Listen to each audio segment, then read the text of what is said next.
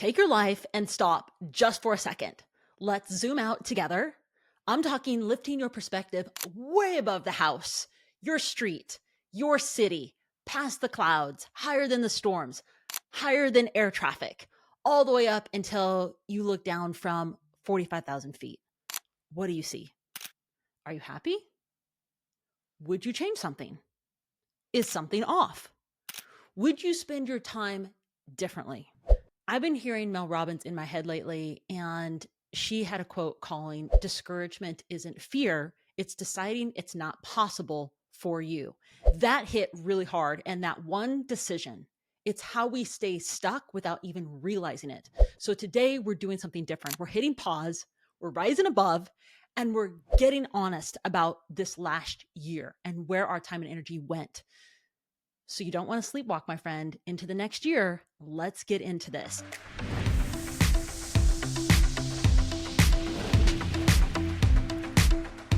All right, welcome back to Embers Rising. I'm your friend, Wendy J, and today it's just me and you. I've actually stepped outside the studio for this one. I've set up a space behind my desk in my home office because I wanted this episode to feel different. More grounded, more intimate, like we're having a real conversation about your life, my life, not just another episode. So if you're new here, thank you for pressing play. And if you've been walking this journey with me, thank you so much for coming back here. You already know that we go deep. And this episode is really all about your life, your alignment, and your growth reminders. And I really want to get into it. So to help you really see your life from that 45,000 foot view, I wrote down 6 life shifts. These aren't just mindsets. They are invitations. They're tools to help you rise above the routine and reflect on what's actually shaping your life. And I'm going to break each one of these down so you can take a clear look at where your energy went this year, what's working, what's draining you, and what you might want to shift or even hit the brakes on, so you can start to reinvent you. Let's start with the first one. Now, sitting in front of me are my notes, and I'm talking about life shift number 1. See your life from the 45,000 foot view. If you want to actually see your life from that 45,000 foot view, this is a good place to start because it is not a mindset. It's actually an exercise. It's a tangible way to get honest with yourself. And I first heard about this from Hoda Kotb, who learned it from Maria Shriver. And when I heard it, I thought, that is it. That's how you pull your life of autopilot and actually face it. It's how you take a moment and say, okay, I'm off autopilot. I'm going to face what's working, what's not, and here's how it goes. So you literally grab a single sheet of paper and you tear it up in multiple pieces in different sizes. And you're going to write one word on each piece. Now, these pieces represent the parts of your life for this year, not how you wanted to spend your time, but how you actually spent your time. So think about where your energy went this year. So each piece of that paper, we're going to allocate even the size to the thing. Okay. So if work was a majority of your life, you're going to write work on the largest piece.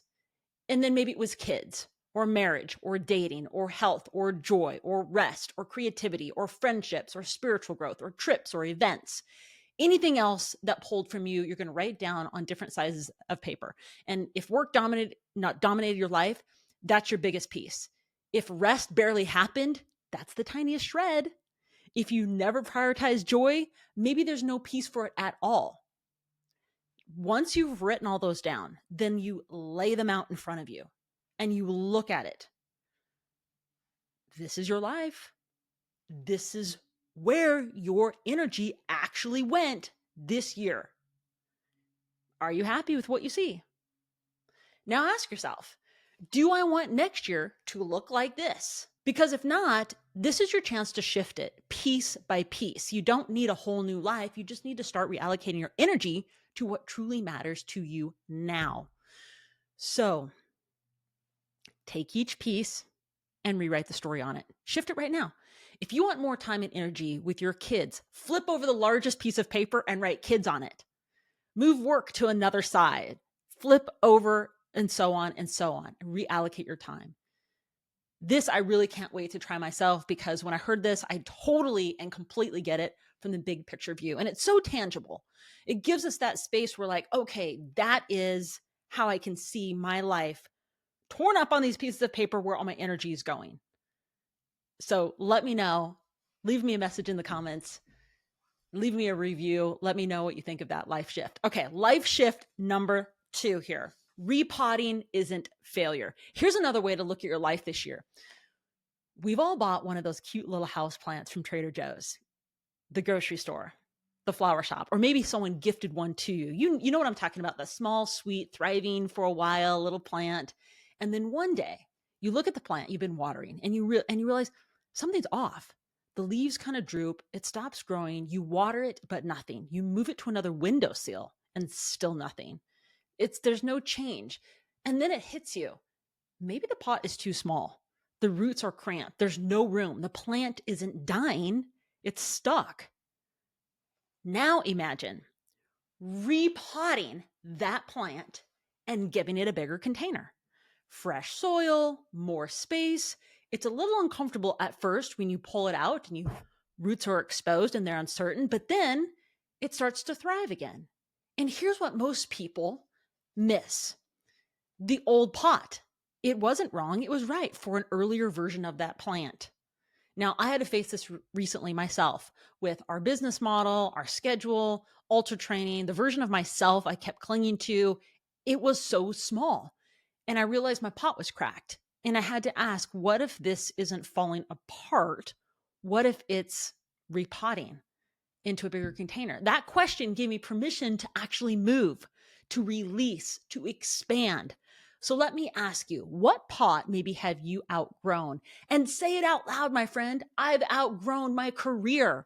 I've outgrown this relationship. I've outgrown this business model. I've outgrown this X thing. Because when you name it, you start freeing yourself from it. So I love freeing yourself from the pot. Free yourself from the pot. You know you've outgrown something.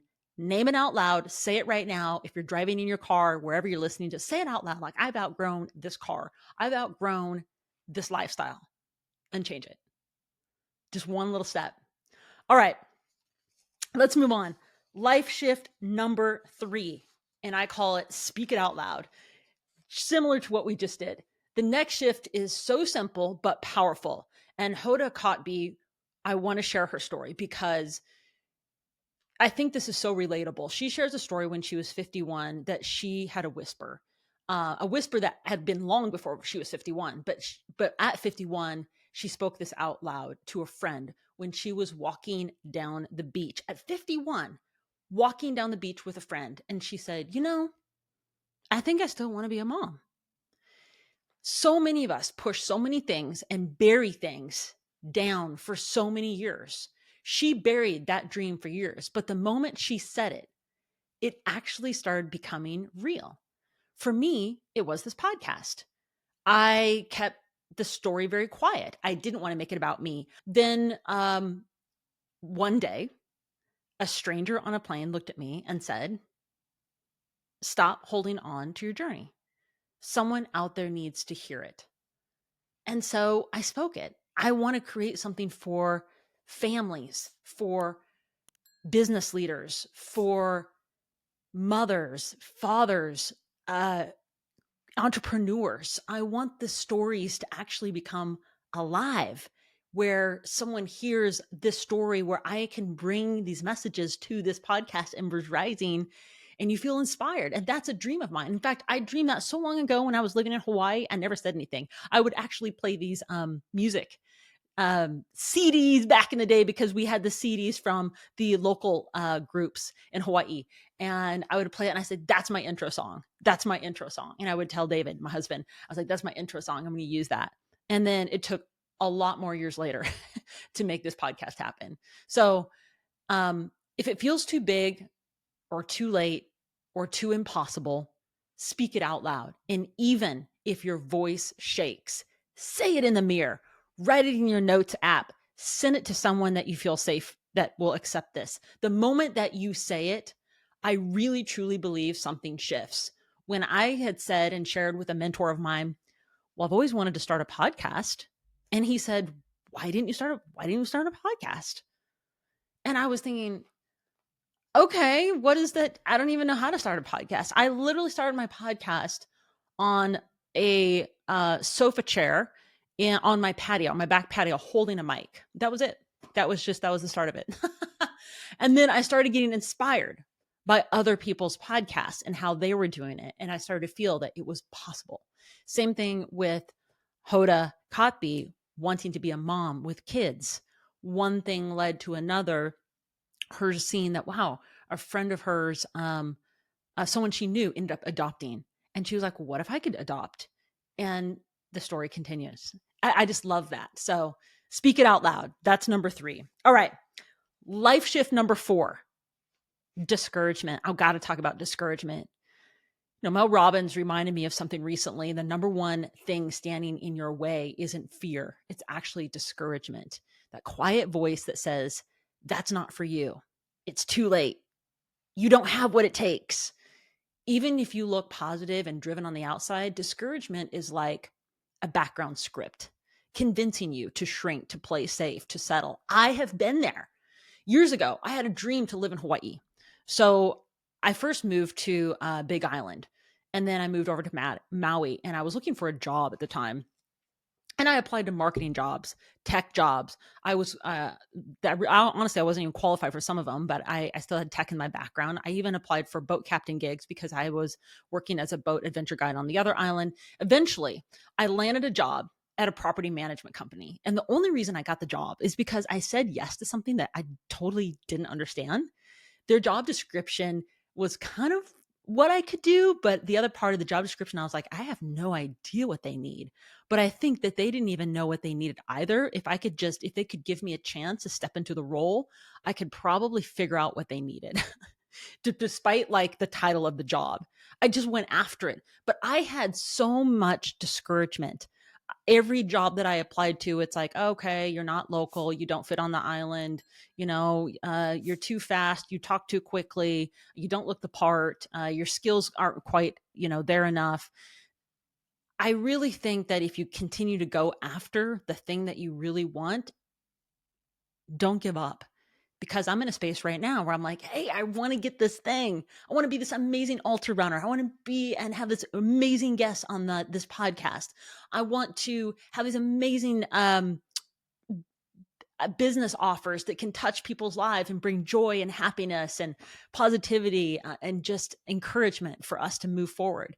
These are things that are on the top of my mind, my friend.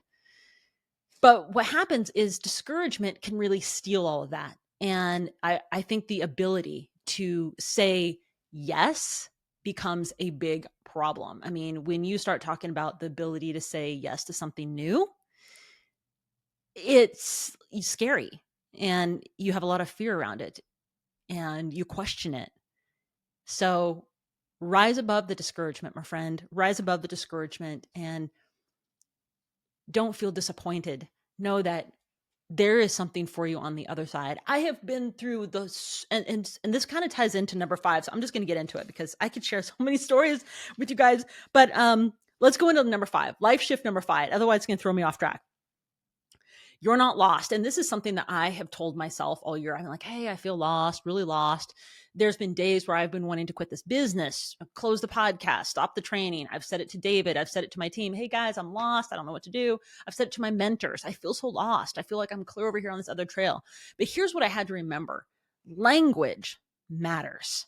Because what I felt, or when I have felt lost, here's what was the reality. I was still showing up. I was still training.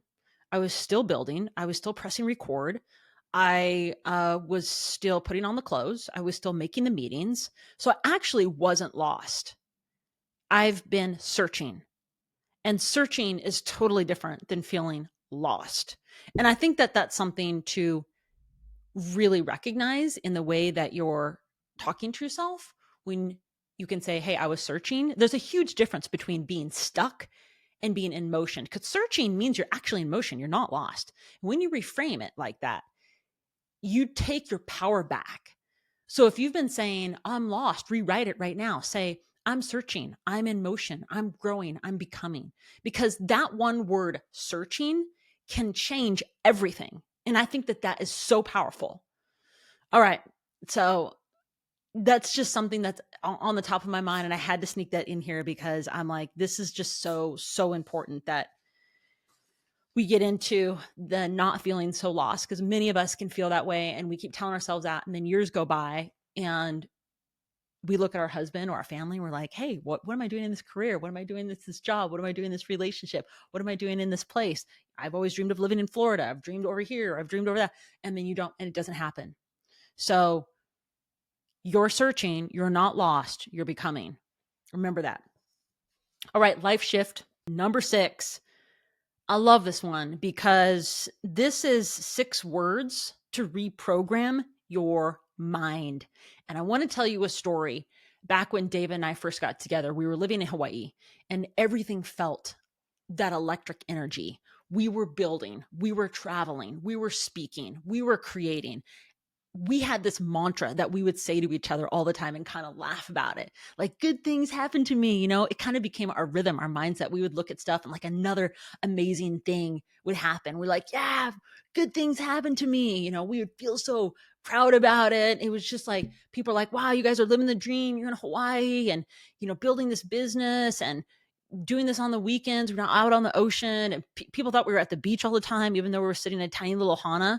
And Ohana is like a really small studio. We had like a 1-bedroom studio. Literally, our desks were pushed up against, mine was pushed up. We both pushed up against a wall. And then if you were to pull the stove out, it would hit the back of my desk and chair. So when we cooked, we had to like move the desks over to just open up the stove. I mean, that's how tiny it was. Those are the realities of it. But then life happened, and one day the wave crashed, and one thing after another fell apart. And we actually stopped saying the 6 words. Discouragement crept in, disappointment crept in. We forgot the power of our own programming. But the truth is, your brain is always listening. It's always filtering. It's always scanning. You are your own AI agent. And if you don't rewrite the code, your default becomes disappointment. So start right now. Say these 6 words with me. Good things keep happening to me. Experiment with this. Seriously, wake up in the morning before your feet hit the floor and say, good things happen to me. In the shower, good things happen to me. On your lunch break, good things happen to me. During your walk, as you close your laptop for the day, before your head hits the pillow, good things happen to me. Not because life is perfect, but because you're reminding your brain that good things still exist. And that's so important. And they're already on their way. It may not happen that day, but watch in that experiment how that can just fall into itself. And you'll start seeing different things come into life. When we were going through those times, good things were happening to us. And it was incredible experiences and people we would meet and the traveling and the locations. But when we had loss of clients and our business changed differently, and it was like one challenge after another, it was either with our health or our business or a move or coming to the mainland or going back and forth was challenging from Hawaii to the mainland. It was a lot of things, but we definitely stopped saying those words. It was like we had forgotten that space anymore. And we started living in more discouragement and disappointment. So I just want to remind you that those words are so, so, so important. 6 words. Remember, good things happen to me. All right, my friend. Those were like the shares of the year I wanted to share with you because here we are. We are at episode 74, the final episode of the season of Embers Rising for this year. And if I had to name one word for this year for us, it has been setbacks. Setbacks in my body, in my business, in my plans I thought were secure, in our clients, in our offers, in our programs. So many pivots, I have stopped counting. But when I've zoomed out, I realized that this hasn't been failure. This was the pot cracking. This was like the saying that we're talking about. You've outgrown the soil. You've outgrown this pot. It's time for fresh soil, new container. So I want to tell you, my friend, I'm taking time to repot. Dave and I are taking time to breathe, to listen. We're pressing pause on this podcast for just a couple of weeks, getting through the holidays and into the new year. We're not quitting, but we're making space for what's coming next as we're rebuilding and putting new concepts together for us and for you. And if you want to stay connected, I invite you to please join us on my newsletter at wendyj.com/newsletter. It's where you get all the juicy behind the scenes of what we're doing in our adventures, our training that's always happening on our weekly drops. I would love to connect with you on Instagram. I'm on there all the time. It feels like 24/7. My team and I are there, so you can always drop me a note in Instagram. Leave a review for us on Spotify or rate us on Spotify. Leave a review for us on Apple Podcasts. We would love it if you could hit subscribe on YouTube. It actually helps us grow this podcast and help us bring in higher quality guests. And I feel really passionate about my mission for this podcast. And maybe you've been with us for so long that you've watched us and say, hey, I do too. And I would love to hear your support from your side. So leave us a comment, leave us a message, because for us, it's time to hit the brakes. And we want to remind you too, that if you're in a space in your life that you're looking into this next year, remember, you're not lost. You may need some time to hit the brakes. Remember, you can be searching. Watch your language. You're not stuck. Growth is happening. As long as you don't quit, you can't lose. So I want to remind you to keep pushing your boundaries, my friend. Keep focusing on the big goals. Keep going after what you want. Do the exercises that I talked about. Think about the container and pot that you may be confining yourself in. Is it too small? You could live in that pot for so long, and you just need to uproot and get to a bigger container. When I first moved to Hawaii, I uprooted my whole life to move into a bigger container. And it was really uncomfortable for that first year, even the first 6 months, to understand everything, what's happening on the island and where I was living and the work that I was doing. So most of us, we kind of get into the habit of staying in the same place and doing the same thing. And if you write down on those pieces of paper what's more important to you and what you want to get out of your life, and you zoom up to that 45,000 feet. We're talking higher than the airplanes. Airplanes fly at somewhere between 35 and 40,000 feet. I'm talking get higher than that. Look down. Remember the last time you've been in an airplane and you looked out the window and you looked down. Maybe you saw through the clouds and the tops of the peaks of those mountains. Look down at your life from there and decide, do I need to make a change into next year? Because we all don't want to jump into this next year and our goals are set and they end on January 15th, or we come into the same space of December next year and we realize, oh man, really wish I would have done XYZ. So if you need to hit pause, it's okay. And you can reinvent yourself anytime, by the way, whether you're 20, 40, 50, 60, 80. You can always hit the brakes, hit pause, and say, okay, think about these exercises and the life shifts that I talked about today. And I would love to hear where you're at today and what you want to do. I'm a super connector. My life existence is relationships, and I would love to connect with you. So keep chasing big dreams, my friend. And most of all, keep rising. I'll see you on the other side. Aloha.